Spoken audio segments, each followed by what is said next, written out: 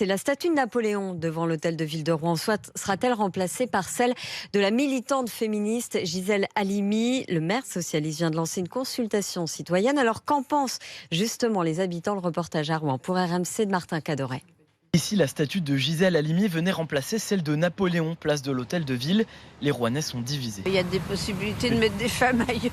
On a toujours connu Napoléon, donc ça nous ferait drôle. Moi, ça me dérange pas du tout.